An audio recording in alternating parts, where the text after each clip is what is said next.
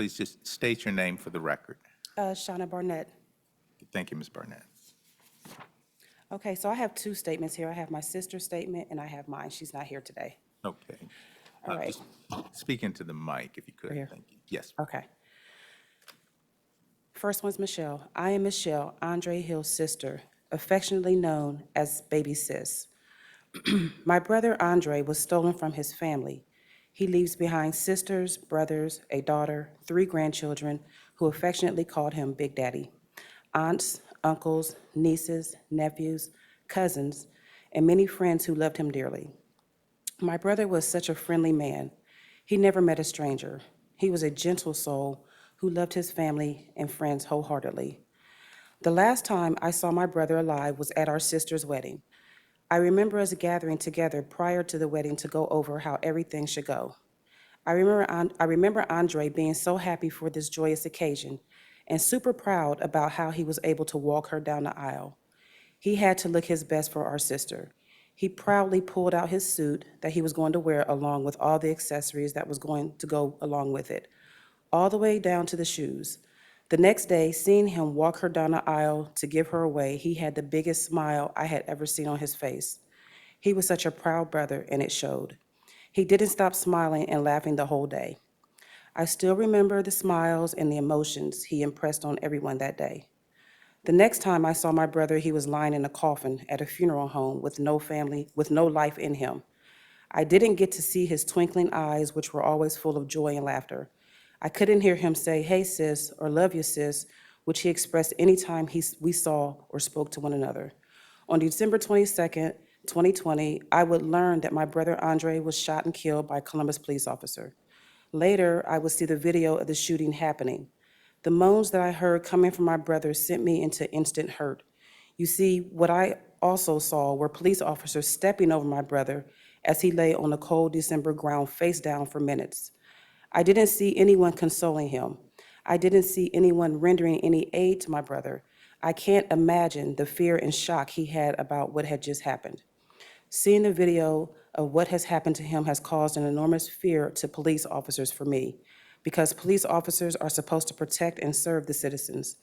I go into an instant panic attack anytime a police officer is anywhere near me in an everyday setting. Losing Andre has deeply impacted our family. It's hard every May 23rd not to pick up the phone to call and wish him a happy birthday. It's hard not hearing the goofy messages that he would send to me to say that he was thinking about me. It's hard not hearing him call me and tell me about what the grandkids were doing and how you could hear in his voice how they brightened his day. He absolutely loved being a big daddy. It hurts to know that he will physically miss holidays, birthdays, weddings, etc., and the grandbabies. It's hard not hearing him talk about my boys and him telling me what a great job me and my husband have done with them. It's hard not hearing that he's proud of me. Even though I didn't get to see him as often since I live in a different state, he has always been one of my biggest supporters. It's hard knowing that he won't be with the family, cooking, laughing, and entertaining as he always has done during the holidays and other events in our lives. The time from Andre's death until now has been long and agonizing for us. My brother gave us so much to remember, and he will never be forgotten by us. Michelle Hairston, Andre Hill's sister. Thank you. Okay, so this is mine. My name is Dr. Shauna Barnett, and I'm here today not only as Andre Hill's sister, but as a representative of a family forever changed and by irreversible act of violence. Andre was not just a name or a headline. Andre was not just my brother. He was the heart of our family. He was thoughtful, loving, funny, and full of life. He was a son, a father, a brother, a man deeply loved by all who truly knew him. He was the kind of person who made people feel seen and safe. His presence meant something. To me, he was my brother. To our family, he was a source of joy, laughter, and strength. And now his absence means everything. His life was taken in the most brutal and unjust way, without warning, without cause, and without mercy. There was no explanation, no justification, just a sudden violent silence where his voice once was. He died alone, unarmed, and undeserving of what happened to him. And every day since has been marked by grief and disbelief. And from that moment forward, nothing has been the same. Our lives are split into before and after, and we are left with the pain that does not fade. We do not get a second chance. We do not get to rewind time or bring him back. We grieve not only the man we loved, but all the moments that were stolen from us, the birthdays, the holidays, the conversations, the simple joy of being in the same room together. There is no repair, no reversal. The impact of Adam Coy's actions is permanent. My brother's life was taken in the most extreme way, without cause, without humanity, without mercy. What Adam Coy did to my brother was the maximum, and the consequences of that choice, his death, can never be undone. This is why today we're asking for the maximum sentence, because Coy made a decision that delivered the maximum pain, because the weight of what was done deserves the full weight of justice. And just as that cannot be undone, the sentence handed down today should reflect the gravity of what can never be reversed. This is not about vengeance or revenge, it's about accountability, about dignity, about honoring the value of Andre Hill's life and the unimaginable pain left in the wake of his death, and making sure this court sees the full weight of that life that was taken. We carry this pain every day, and we ask you to see us, to hear us, and to deliver a sentence that reflects the gravity of what has been taken from us forever. Thank you. Thank you very much.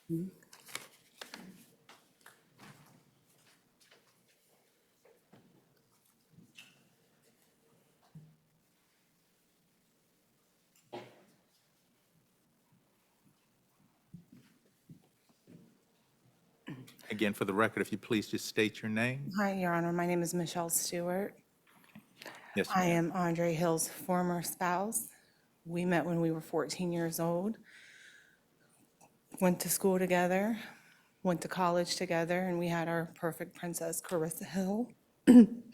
She is the apple of my eye. Was his heart and soul, and our babies. Three little Ks is what we call them, 3K times 3. Those babies meant the world to him. Dre and I kept in constant communication because although Carissa was a grown adult, we always said we still have to raise her. You know, I'm in my 40s, my mom and dad still raised me.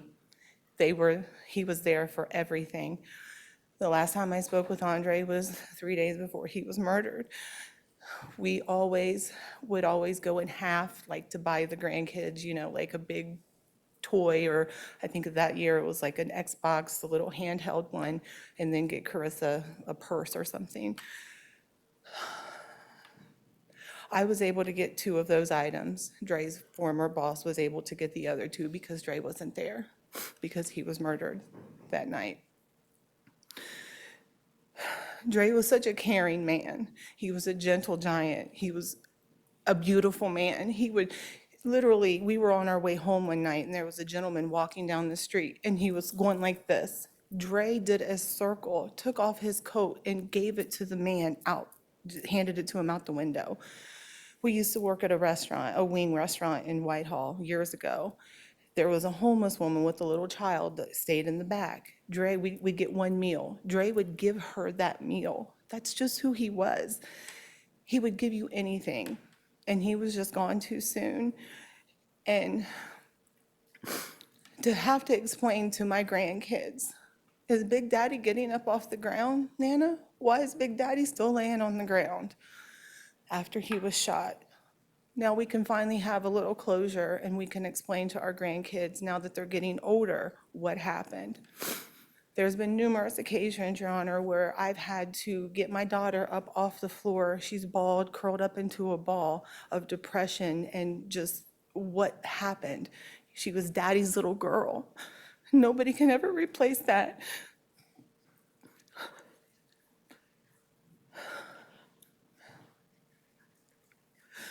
And Your Honor, also, and his sister Shauna, she really summed it up for the whole family.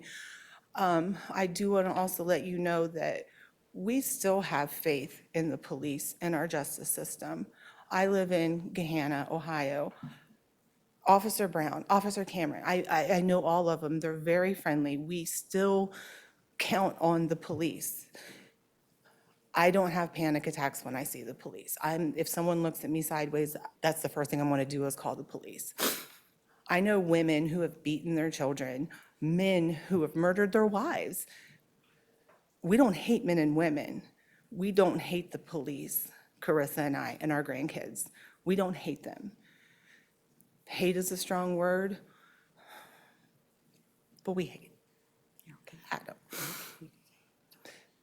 And our heart breaks for his family, his wife, and his children. They were at home sleeping, as were we. So, thank you, Your Honor, for allowing me the time. We didn't write anything down because it wasn't rehearsed. It was just what came out. Dre was a beautiful man, and he loved them babies, and Carissa was his everything. All right. Thank you. Thank you, very Your much. Honor.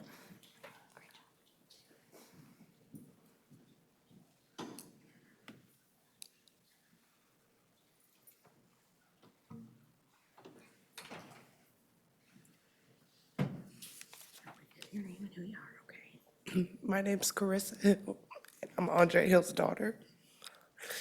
You think you have something to say? I got 5 years worth of stuff to say. I don't even know where to start.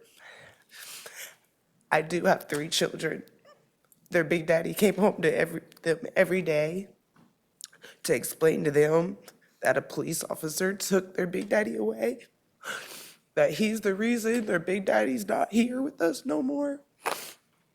It's the hardest thing to do, because those are the people that they tell us to rely on. If something happens, you're supposed to call the police. And that night, someone thought they was doing the right thing, and they called the police, and now my dad's not here anymore. Whether this man gets a life sentence, 15 years, 20 years, it will not change the fact or bring him back.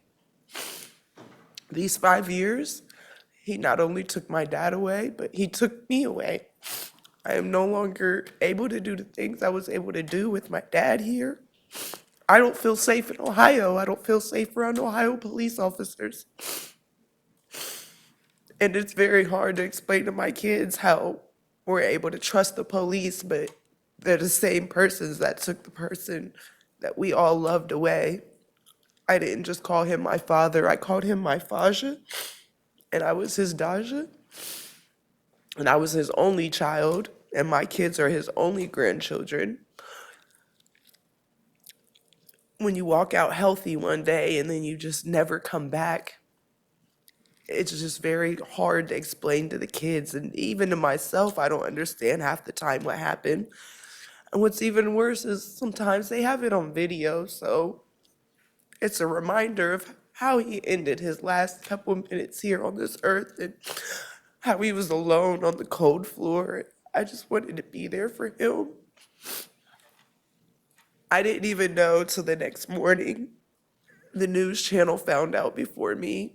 They actually was calling my phone and was asking, where's my dad? And I didn't even know where my dad was. I was calling every hospital in Columbus trying to figure out what happened to my dad. He's never had bad encounters with the police. He's not a harmful man. Everybody that knows him loves him. He doesn't bring conflict. He was just such a lovely man. And once again, I have 5 years worth of stuff I want to say. I just don't even know where to start because he's not here with me. And I'm just here to try to be his voice since he's not here. So one mistake by one bad officer, it changed a lot of lives. I'm sure it changed lives of his family as well, but I just don't even know what else to say. Okay. I do thank you for hearing us and for bringing justice. I was very scared that that wouldn't even happen since that rarely happens in these type of cases with officers. So I just want to thank the jury for seeing everything out and seeing the case for what it was and finally bringing this to some type of end for us. Thank you.